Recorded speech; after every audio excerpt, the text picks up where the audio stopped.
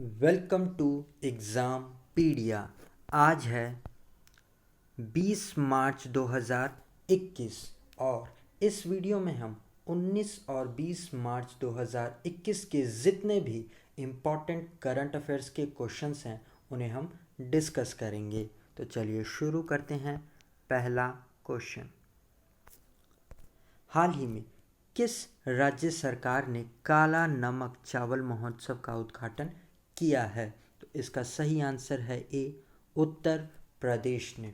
तो अभी उत्तर प्रदेश के जो मुख्यमंत्री हैं योगी आदित्यनाथ, उन्होंने वर्चुअल माध्यम से सिद्धार्थनगर ज़िले में 3 दिवसीय कपिल वस्तु काला नमक चावल महोत्सव का उद्घाटन किया है।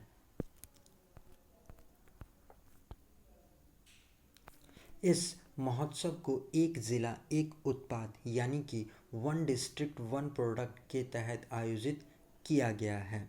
इसी तरह से उत्तर प्रदेश के झांसी में पहली बार स्ट्रॉबेरी फेस्टिवल मनाया गया था और लखनऊ में गुड़ महोत्सव यानी ये जैगरी महोत्सव मनाया गया था।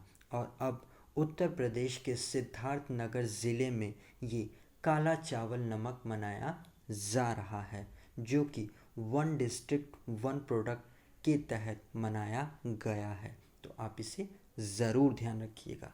अब हम आगे बढ़ते हैं। हाल ही में जारी विश्व वायु गुणवत्ता रिपोर्ट 2020 के अनुसार दुनिया की सबसे अधिक प्रदूषित राजधानी कौन सी है? तो इसका सही आंसर है बी, दिल्ली। तो अभी वर्ल्ड एयर क्वालिटी रिपोर्ट 2020 के अनुसार दिल्ली दुनिया की सबसे प्रदूषित राजधानी शहर है।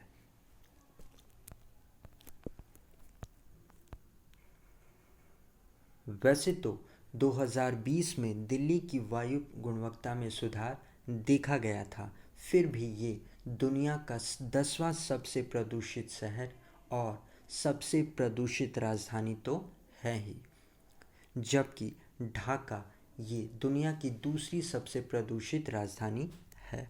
और अगर सबसे प्रदूषित शहरों की बात करेंगे तो भारत के 22 शहर टॉप 30 में आते हैं, जिसमें दूसरे नंबर पर उत्तर प्रदेश का गाज़ियाबाद है और तीसरे नंबर पर भी उत्तर प्रदेश का बुलंदशहर। तो आप इन शहरों के नाम भी ज़रूर याद रखिएगा। अब हम आगे बढ़ते हैं।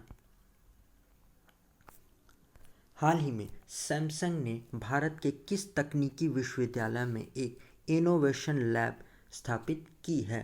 तो इसका सही आंसर है सी, दिल्ली टेक्निकल यूनिवर्सिटी में। तो अभी सैमसंग इंडिया ने घोषणा की है कि उन्होंने सहयोगी अनुसंधान प्रशिक्षण पर ध्यान केंद्रित करने के लिए दिल्ली टेक्निकल यूनिवर्सिटी में एक सैमसंग इनोवेशन लैब का उद्घाटन किया है। इस लैब में सैमसंग अपने अपकमिंग प्रोजेक्ट्स का रिसर्च वर्क कंप्लीट करेगा। तो आप इसे ज़रूर ध्यान रखिएगा। अब हम आगे बढ़ते हैं। हाल ही में कौन सा देश भारत का दूसरा सबसे बड़ा तेल आपूर्तिकर्ता बन गया है? तो उसका सही आंसर है डी, अमेरिका। तो अभी इराक के बाद अमेरिका भारत का दूसरा सबसे बड़ा तेल आपूर्तिकर्ता देश बन गया है। अमेरिका ने सऊदी अरब को पीछे छोड़ दिया है, मतलब पहले स्थान पर इराक है, दूसरे स्थान पर अब आ गया है अमेरिका, तीसरे स्थान पर नाइजीरिया, चौथे स्थान पर सऊदी अरब और पांचवें स्थान पर है यूनाइटेड अरब एमिरेट्स।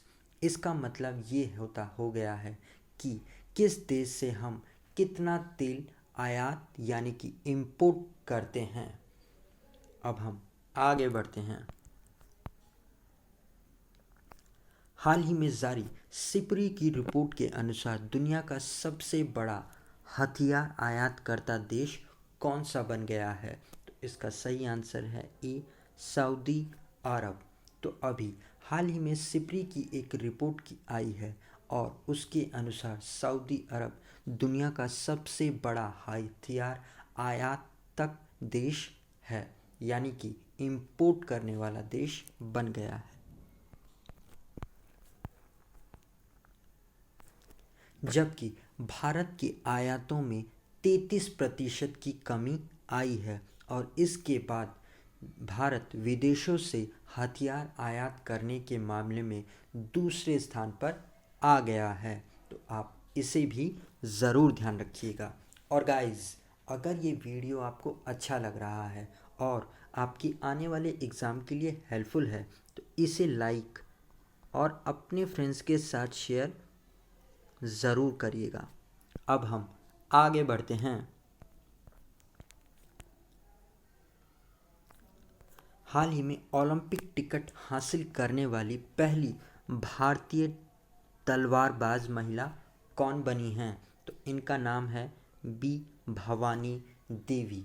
तो अभी तमिलनाडु की हैं ये भवानी देवी, जो कि इस साल होने वाले टोक्यो ओलंपिक के लिए क्वालिफाई करने वाली पहली भारतीय तलवारबाज बन गई हैं।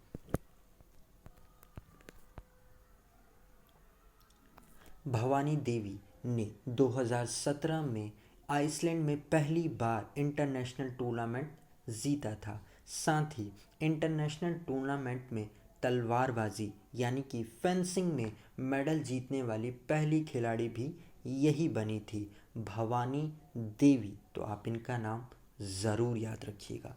अब हम आगे बढ़ते हैं। हाल ही में सबसे अधिक ग्रैमी पुरस्कार जीतने वाली पहली महिला गायिका कौन बन गई हैं? तो इनका नाम है सी बियोंसे। तो अभी लॉस एंजलिस के कन्वेंशन सेंटर में आयोजित 63वें ग्रैमी अवार्ड्स में बियोंसे ने इतिहास रच दिया है। तो पॉप सिंगर हैं ये बियोंसे और 28वीं बार ये अवार्ड जीतने वाली पहली महिला सिंगर बन गई हैं। इन्होंने गायिका एल्सन क्राउज का रिकॉर्ड तोड़ दिया है और इस बार एल्बम ऑफ द ईयर का अवार्ड टेलर स्विफ्ट को दिया गया है। तो आप इसे भी ज़रूर ध्यान रखिएगा। अब हम आगे बढ़ते हैं। हाल ही में एनपीसीआई ने शिकायत निवारण के लिए भीम ऐप पर कौन सा नया फीचर लॉन्च किया है? तो इसका सही आंसर है डी, यूपीआई हेल्प।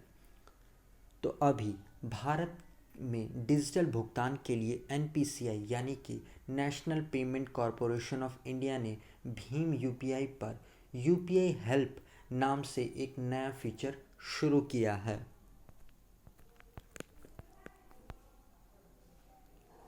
ये भीम एप्लीकेशन के उपभोक्ताओं के शिकायत निवारण तंत्र के रूप में कार्य करेगा। तो आप इसे ज़रूर ध्यान रखिएगा। अब हम आगे बढ़ते हैं। हाल ही में इसरो द्वारा कौन सा साउंडिंग रॉकेट लॉन्च किया गया है? तो इसका सही आंसर है ए, RH-560। तो अभी इसरो ने साउंडिंग रॉकेट RH-560 को सफलतापूर्वक लॉन्च किया है।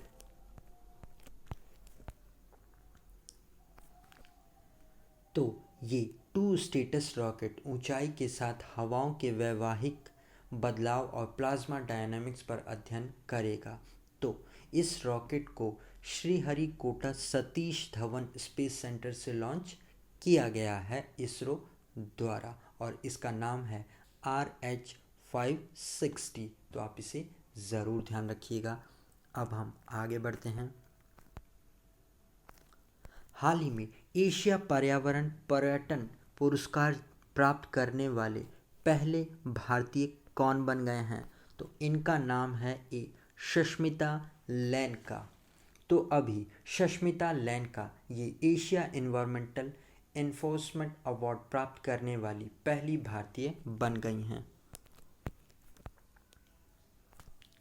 तो 5वें संस्करण एशिया पर्यावरण पुरस्कार 2020 की थीम रही फाइटिंग ट्रांसबाउंड्री इन्वायरमेंट क्राइम्स, जबकि इनोवेशन कैटेगरी में भारतीय वन्य जीव अपराध नियंत्रण ब्यूरो ने ये पुरस्कार जीता है। तो आप इसे ज़रूर ध्यान रखिएगा। अब हम आगे बढ़ते हैं। तो गाइज़, ये वीडियो आपको कैसा लगा आप कमेंट सेक्शन में लिखकर हमें ज़रूर बताइएगा। आज के लिए इतना ही। Thanks for listening.